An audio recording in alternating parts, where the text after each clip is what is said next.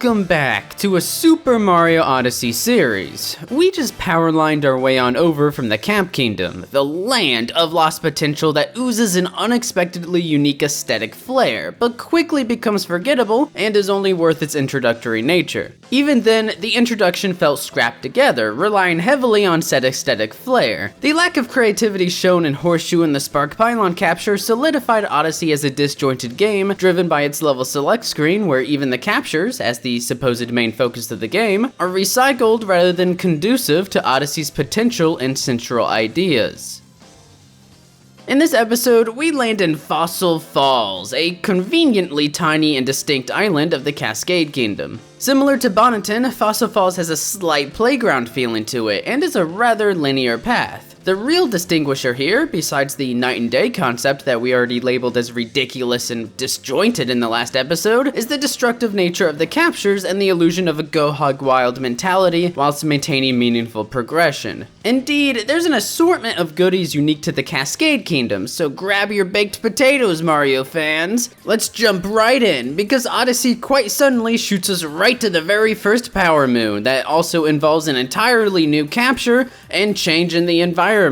There's a good amount to absorb all at once in this first sequence, so let's break it down. Firstly, we learn how the Chomps capture can maneuver and ultimately pull back to fire like a slingshot and can break down rocks. Secondly, we actively changed the environment and opened up Fossil Falls by tipping over an enormous rock straight into the ground. And thirdly, we obtained our first power moon. This is a perfect example of how misguided the moons and the overall idea of rewards are in Odyssey. The moon doesn't enhance the situation or provide the commensurate reward. What I care about here is how the first Chomps capture should have physically added the bridge to this area. Expanded areas with aesthetically fitting objects caused by something the player accomplished is a significant reward opportunity. We had an impact on this environment, and our reward is a changed and now open landscape. Instead, the Chomp breaks open the moon and the bridge just falls over. There was an opportunity to capitalize on a unique reward and world interaction, but since they were so insistent on highlighting this moon over all else, this bridge appears as just an object that exists solely to gate progress rather than as a consequence of our actions. Our Chomp reward is a moon, and our moon reward is a collapsing bridge. Remove this moon, and now we're utilizing our first Chomp to knock over a rock that crashes and forms a bridge to a brand new area. With this moon, there's a separation of ideas that does not flow coherently. This leads me to moons as a high presentation reward. All that fanfare for simply introducing us to a new capture. Odyssey is trying to have its cake and eat it too, shoving such a high presentation at us but throwing the moons as a low value reward. Rewards presented so highly are the most satisfying if given out after a culmination of a capture, a mechanic, an extensive challenge, and so on. Bosses are a great starting point for this because they should be a culmination of captures and mechanics in some fashion.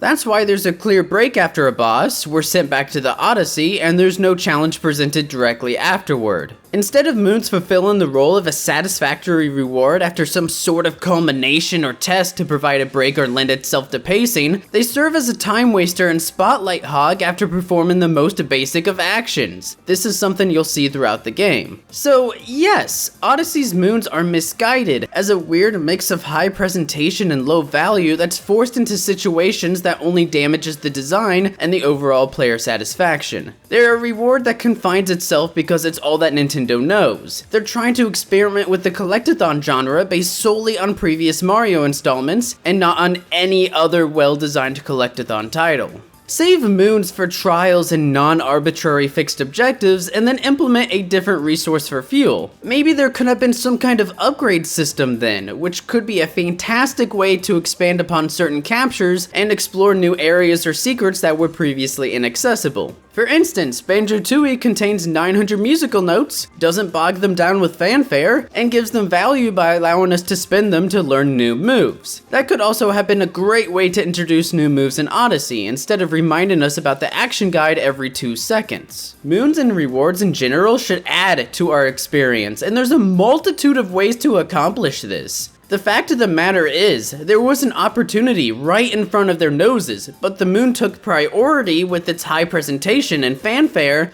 and split this sequence into two separate parts that are disjointed from one another.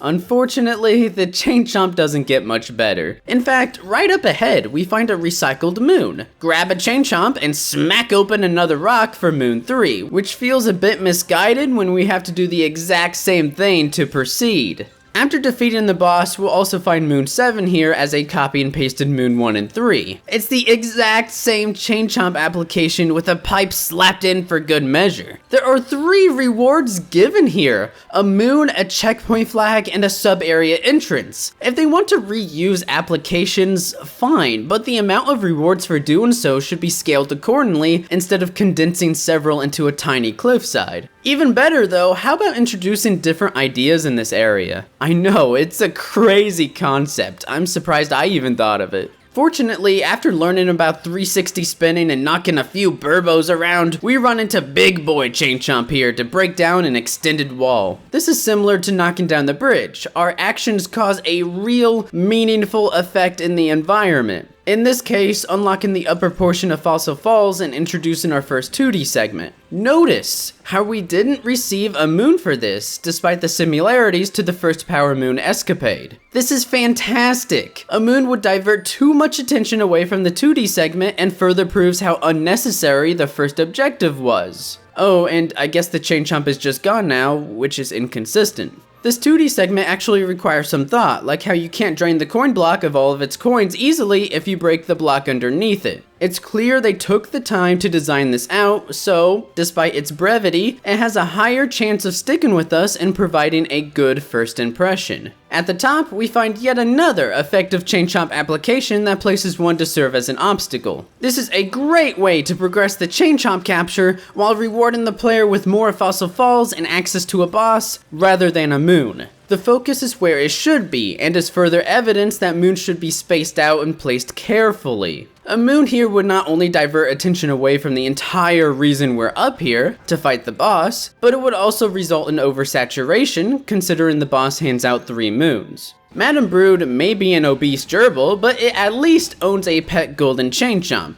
The Chomp takes that next step, pulling back for a certain amount of time, then releasing, whereas time was not a factor for any other application. Dodging is also more of a focus compared to the relatively more complacent Chomps. The only mix-up is the throw, but it's not much different from the normal attacks. The only grand idea Madame has is to swipe, 1, 2, and 3 times respectively. This doesn't change our inputs at all, it only serves to extend the fight. So yes, while this boss is the next logical step and should be praised as such, it's more that it's a new medium of conveying a mechanic in a new light. Hardly a culmination, challenge, or even variety that should all at least be attempted. So we grab the multi-moon because apparently one isn't enough, and then we teleport back to the Odyssey because hashtag video games. Let me close the blinds, get ready. If we found one of the 2 moons out in the wild, we'll have enough to power up our new Odyssey airship. First of all, the Odyssey is rather fitting aesthetically. I mean, flying a hat in a game all about hats. I can't really complain there. However, the Odyssey never feels personal and is just a means to an end, which is fine. I understand that was never truly the point of the game, but I have to question the direction they took with the Odyssey if there's no reason to go inside other than to change clothes, even though almost every shop in the game has a closet. You can only travel to other kingdoms while outside of the Odyssey, which is ridiculous. We should at least have the option to travel from inside. What better way to demean your own temporary home than to give no reason to go inside outside of cutscenes? Another problem arises when Odyssey slaps in tidbits of action guide information in between traveling. The first trip even actively opens the action guide for you. So why even continue to waste everyone's time throughout the entire game? This is a terrible way to teach players about controls and concepts. Gameplay must be involved for it to effectively take hold, and I don't blame Odyssey for not doing that, because it doesn't contain much platforming and opportunities in the first place. There's no way to skip these pointless scenes, and the dialogue of Cappy talking about the next item Bowser is after could have been directly incorporated into the kingdoms themselves, instead of wasting our time trying to travel anywhere in the game.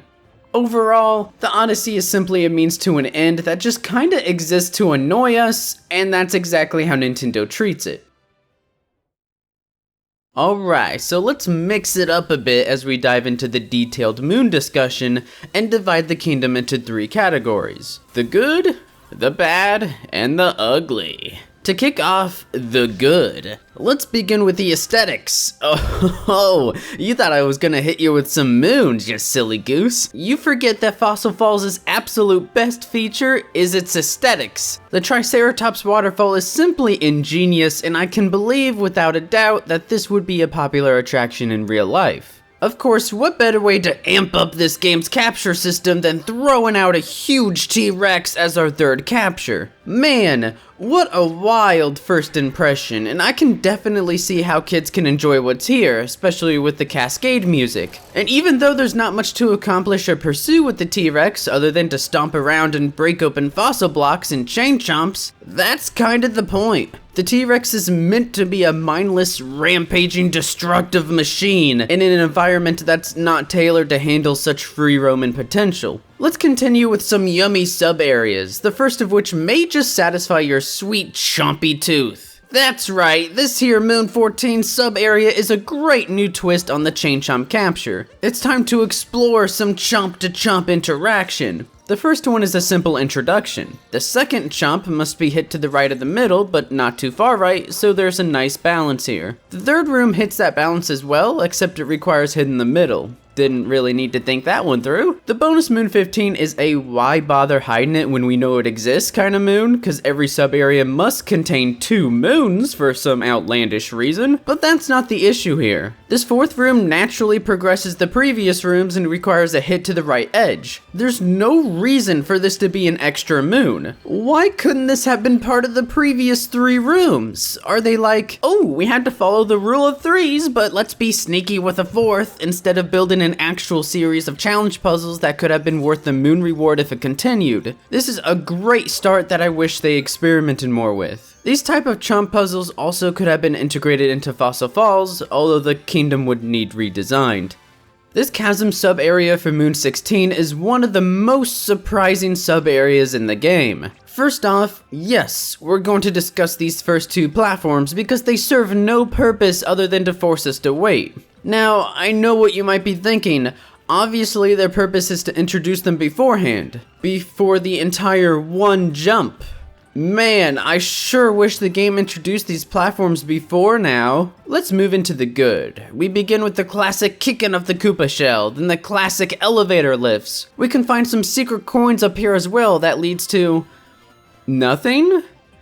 Wow, I was so legitimately surprised by this that I was visibly stunned. I really cannot believe they designed a secret that didn't lead to a moon. We then come across a much more difficult secret due to how the lifts are moving, and the secret leads to purple coins rather than a moon, which is absolutely perfect. This secret requires more effort than anything else in the entirety of Fossil Falls, besides the Moonrock sub-areas, and it balances the effort with the reward. This is the gold standard that Odyssey needed to follow. There's also some good to be found with the bonus Moon 17. It's not very well hidden, despite being called Hidden Chasm Passage. It just so happens to be visible throughout half of the sub-area, but it mixes 3D and 2D space very well, how we have to jump from above to below to find this bonus pipe. It's a minor addition, but it's a start for this 3D 2D potential. The bonus 2D segment itself has taken the kick and Koopa shell technique and removing the enemies? At the very least, this application is different, so it's a change that's both a progression and regression of the idea first introduced. However, I prefer ending on a good note, and this bonus moon gives me 2. Firstly, just the fact that a moon isn't slapped onto the below 3D platform is surprising, and I would argue a green pipe against the wall is more difficult to spot than a floating yellow moon.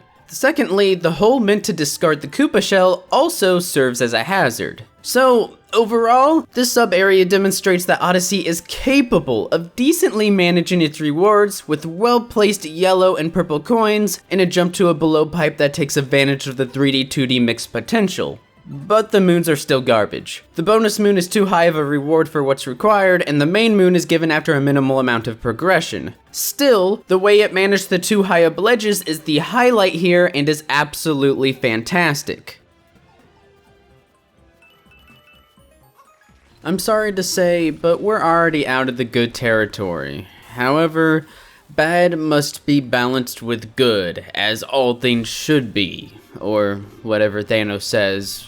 That's what he says, right? I don't know. Now, Moon 10 is exactly what I was talking about with last episode's Bridge Timer Challenge. It feels like their original intention for these was to teach new action guide concepts, but they couldn't figure out the best way to implement them, so they tried everything. This time around, we're given a tutorial sign for triple jumping, some blocks to test this out on, then a Scarecrow Timer Challenge that comprises 2 triple jumps in a row with too much time to spare. This teaches triple jumping fairly well, but usually when games implement this sort of stuff, it's part of the environment, world, or level design in some fashion. While this challenge is definitely an improvement over Bonneton's Bridge Challenge, that one felt more integrated and actually took advantage of the terrain. It's still quite astounding how thrown together these are. Let's move on to the third and last sub-area for Moon 12. Sweet, we get to rampage as the T-Rex capture? Heck yeah, bring it on! Oh, hold on. Let me grab my magnifying glass real quick. Yeah, these insignificant enemies we can normally just one-shot with Cappy that are conveyed as cannon fodder both outside and inside the sub-area. Those don't give the T-Rex's strength and size any weight. This little, what looks to be a race course that I can only assume is meant to give us the feeling of rampaging through enemies and the landscape in general, doesn't convey that feeling. We can break through fossilized blocks, but they're no different than the blocks found outside of this area. Everything here is just reused assets isolated in its own separate space. The bonus Moon 13 is Off the Edge, which involves some exploration, but overall only requires breaking a few blocks compared to the genocide we just committed. Purple coins are a much more fit-in value for exploration, although forcing the player to look over every ledge isn't exactly what I would call a well-placed secret. I will say that adding this just-in-case pipe for those who don't have their dinosaur is a good deal, otherwise we'd be forced to jump off the edge. Revisiting the 2D segment, we'll find ourselves a non-secret secret Moon 4 as a reward for having eyes and invisible blocking our way on over. This could have worked if there was a challenge or anything behind this waterfall. Unfortunately, these blank canvases are not uncommon, and we'll hammer that nail in next episode. Moon 6 is hidden in a water alcove that this timer challenge hints us toward and is right next to the purple coin and painting alcove behind a waterfall. Okay, we have the mandatory behind the waterfall trick, fine, but more could have been done with this waterfall. Maybe we could discover secrets throughout this island, perhaps even discover how this waterfall works or operates. Imagine if we could dive from above and use the waterfall's powerful force to push us deep into the water so we can access a secret oasis or something. Maybe we can screw something up in the oasis so that geysers start spewing up that propel us, given more traversal options, shortcuts, or even brand new areas. I mean, the waterfall already forces us underneath. There's potential here. But instead, we bear witness to a claustrophobic fixed camera angle behind the waterfall.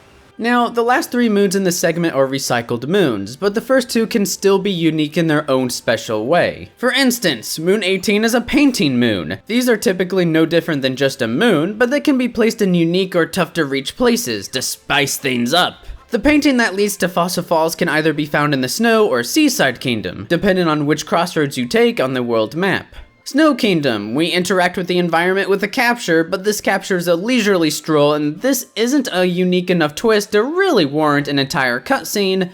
Maybe the view of Fossil Falls is good enough award as is, but the game doesn't seem to think so. Seaside Kingdom, we're awarded with a painting the first time we blast ourselves up there after defeating the boss. Not gonna lie, a view of Cascade is a rather odd secret to place up here, and a moon is a rather odd reward to encounter after just gaining 3 from the boss. So, yeah, overall, remove the moon and the Cascade painting isn't too bad of a secret.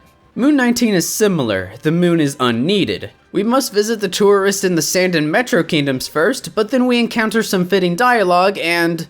Oh no, I feel like this is foreshadowing something. If I were to reload the area to find an unfortunate incident, man, that's the kind of twists and turns these utterly predictable and repetitive moons need. Finally, the most unforgivable moon of the three, and the first of the ugly moons, Shop Moon 24, just like the one we saw in Bonneton. To expand on my point last episode, it really would have made a ton more sense if the game awarded us with a single moon after collecting every purple coin in a kingdom, and then the purple coins can also be spent on a couple costumes. Nobody is going to have issues with their wallets for these moons. I'm not sure why they took the lazy way out here.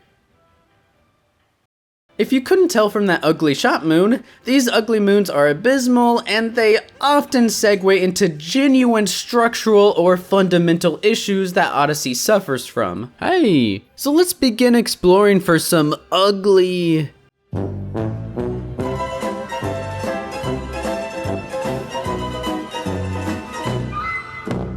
What is the game trying to reward here? The designers are not rewarding platforming, which is what Mario is known for, and they're not rewarding exploration or capture usage, which is the supposed focus of this game. True, this moon wastes minimal time, but it still wastes time, and you really have to try to devalue an object this badly. This is just hideous. Ooh. I mean, just look up ahead. These yellow coins were obviously placed there as guidance, and coins are generally used very well in this game to reduce negative space. They serve a clear purpose. We can even say purple coins typically reward exploration. Think about it for a second. What do those low presentation, low value rewards have in common with high presentation, low value moons? They could easily interchange, or even fuse into a single collectible type. Moons only have their unique but repetitive presentation going for them. By devaluing them so heavily, we're left with mindless moons like this one that could just be purple coins, and no one would bat an eye. Let's continue with the structural issues, and to do that, let me draw your attention to our dear old Captain Toad hidden over a ledge for Moon 11. Seemingly innocent, right?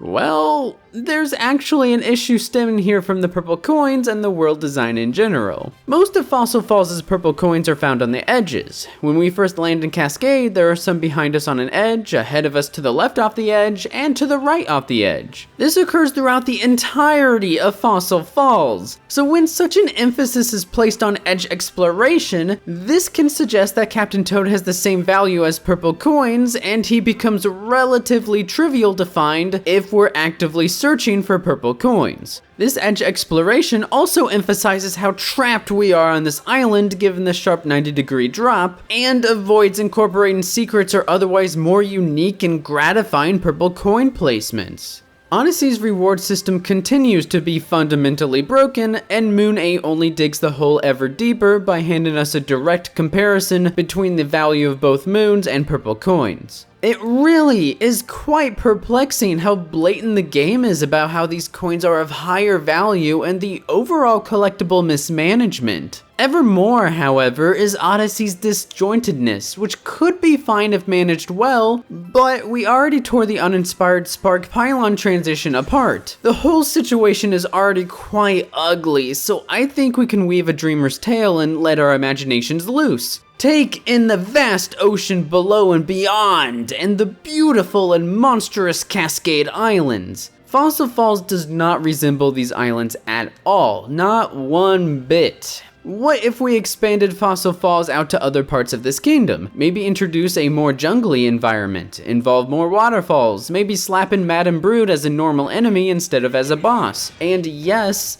that would legitimately be much better, considering Madame only introduces a great new chop application and then pads it out with 3 hits instead of acting as a proper boss. As far as the ocean goes, if we bring back our airship capture idea discussion last episode, there's another idea we could toy with. Maybe we find a boat or capture some kind of high-speed blooper. The Hat Boat would be similar to the Hat Airship, so nothing would be lost in that transition. So we drive our way across the ocean inside the fog. Now imagine as we cruise, we break through the fog to discover the wide open and beautiful ocean and Cascade Kingdom. Super Mario Odyssey across the screen, travel from island to island in true exploratory fashion with more Chain Chomp and T-Rex opportunities, better purple coin and moon placements, exciting use of terrain such as waterfalls, cliffs, fossils. Maybe we find the wonderful and legendary Triceratops waterfall as well, framed perfectly as an attraction. The ocean's the limit, especially when you can't do anything but stare at it. For the last two Ugly Moons, they try to offer something different, but fall so flat as misguided and tedious. The Timer Challenge Moon 9 comprises waiting, walking, waiting, walking, waiting, walking, waiting, stationary jumping. Feel free to mix and jump in as you please. Waiting. There's no difference between this timed walking simulator and integrating it into the world itself without the time element. Preferably not as awkwardly tossed in as Moon 8. I mean, actually integrate it into the world. Even then, this is a clear regression of Mario's platforming. Now, whether or not it was Nintendo's intention to remove platforming from this Mario title, they could have at least focused on other aspects like, I don't know, captures? Instead of reminding us about the lack of platforming in this game? Let's finish off the ugliness with Moon 20, the absolutely riveting Rolling Rock Moon. And no, not the Funny Times Rolling Rock. Just watch as I kick this rock over and over and over. No time limit, no effort, no challenge, no balancing act of keeping it away from pits. Just keep on kicking. You have to make quite the guess to even think to kick this rock, and if you do kick the rock, it's just something to do while traveling or exploring, so you're not only awarded an entire moon for an absolute guess, but it then forces you into the tedium of kicking it 10 times, making this a bottom of the barrel moon. Now it's time for the bad boy post-game moons. These are basically all just ugly moons. Recycled, uninspired, bottom of the barrel. First of all, I don't understand why the worldly Moon 24 is randomly slotted in between these. Not to mention, Moon 20 is obtainable whenever, but 18 and 19 require revisiting after certain triggers. Not only is this misleading, but it further contributes to the ever ongoing post-game moon problem, where the moon list isn't completely filled, but it's impossible for us to know whether it's our fault or the game's fault. This is a huge oversight for what's supposed to be an exploration-based collectathon. Either turn these into Moonrock Moons or remove the total count until post-game so players can move on once they think they found everything rather than wonder where these empty slots are. Moon 21 is another Peach Moon. New outfit, cool beans, but she's still undermined by the moon and already devoid of character, so there's nothing else to say. At least there's an excuse to dive down the waterfall. Moon 22 is another Koopa race. Again, recycled moon, pretty straightforward race, just like Cap Kingdom. Moon 23 requires us to buy and wear the caveman outfit, which is quite curious, cause yeah, this does involve the purple coins in some fashion, but let's break this down. There are two possible scenarios here. One, we're already wearing the outfit and we'll receive a moon for doing absolutely nothing, and two, we're told to run off to buy the new outfit and run back, which only expects tedium from the player. Carrying the correct number of purple coins is not an issue either, because this is post-game. Regardless, it would just be a moon to scribble on our shopping list. Okay, so Moon 25 is basically Bonneton's Moon 13. Problem is, Bonneton at least gave us a reason to look up at the moon regarding the repaired airships and Captain Toad. There's absolutely nothing here in Fossil Falls to suggest that binoculars would be a necessary tool rather than a recreational capture, like I thought it was, and I'm sure you thought as well. I'd like to use the binoculars to view the scenery, not to check out some floating airships hoping to find Waldo yet again. Go ahead and refine the taxi moon in the Cap Kingdom, and then leave that be. There's no reason to recycle that moon by removing everything it had going for it. To conclude, it's a shame that Fossil Falls ends after the climb to the boss. It really is. By that point, we've seen pretty much everything regarding the Chain Chomp and T-Rex captures, and the impact we were a part of with creating a bridge and revealing the 2D segment had subsided. Those couple of interactions were quickly abandoned and instead stuck with the drastic environmental changes that are just storyline consequences after teleporting and reloading the area. Regardless, moons always try to steal the spotlight, and a side-by-side comparison speaks for itself. A moon splitting our Chain Chomp action far away from the falling rock bridge consequence, versus concentrating on the new 2D segment after chomping the wall rock and awarding a checkpoint flag at the top. Odyssey should have taken influence from other collectathon games that it's trying to experiment with. Another collectible, such as a fuel source, or at the very least, a kingdom's prized possession, would have gone a long way. The Chain Chomp capture does provide a surprising amount of variation for such a chained down capture, but it also completely flops on its face when it's reused for the same exact application 3 times in the same vicinity, which only goes to show that maybe Fossil Falls wasn't quite big enough to accommodate the Chain Chomp and T-Rex captures, 2 captures that demand more space out of any other capture in the game. The Cascade Kingdom itself looked glorious and the ocean beautiful, yet we're confined to the tiniest island imaginable in this kingdom. I would rather explore a quality Cascade Kingdom filled with wonders and gold as we travel across the vast ocean than the quantity-focused game that we ended up with. Alright honey, it's time to shine with some post-game Moonrock moons. Similar to Bonneton's Moonrock, this is filled with low-effort moons meant to pad out the game, and the intent cannot be exploration. Look at your map, walk to the location, boom! They clearly expect us to do just that, as many of the moons do not glow or hint otherwise, so there's no excuse this time. To further emphasize this, let's briefly roll through Fossil Falls' Moonrock moons. Moon 26 is placed right next to Moon 1, Moon 6, and the Painting Moon. This still doesn't involve the waterfall in any manner, despite existing right next to it. Moon 27 is a cloud course that does require platforming and hitting these hats with Cappy, however, it's awkwardly placed off to the side of Fossil Falls and becomes incredibly repetitive.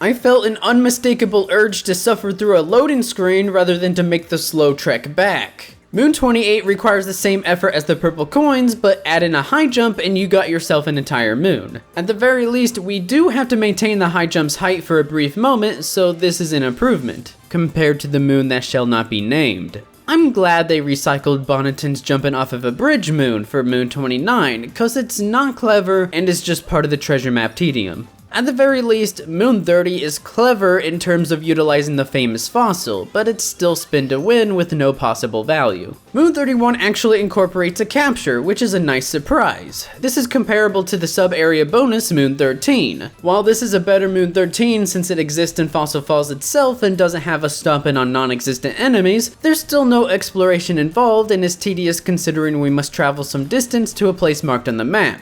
Oh, hey, don't think I didn't see you, Spark Pylon. Man, what a crazy way to slap in a shortcut. We'll be seeing these in more kingdoms than you'd think. It's really quite sad, especially since they even tried to incorporate a shortcut with these 3 floating platforms. They're only accessible from the fossil up top, so it's only useful in very specific use cases, but it's better than nothing.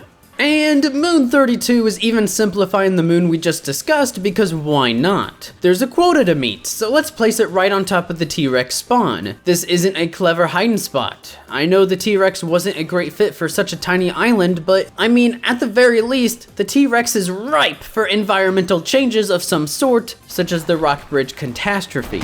Moon 33 has us using a capture again, except this is a lesser version of breaking our way to Madame Broode because we don't have to worry about the second Chomp this time. At the very least, we must hit a certain part of the fossil due to its distance and angle, so I'm glad there's an additional factor to consider.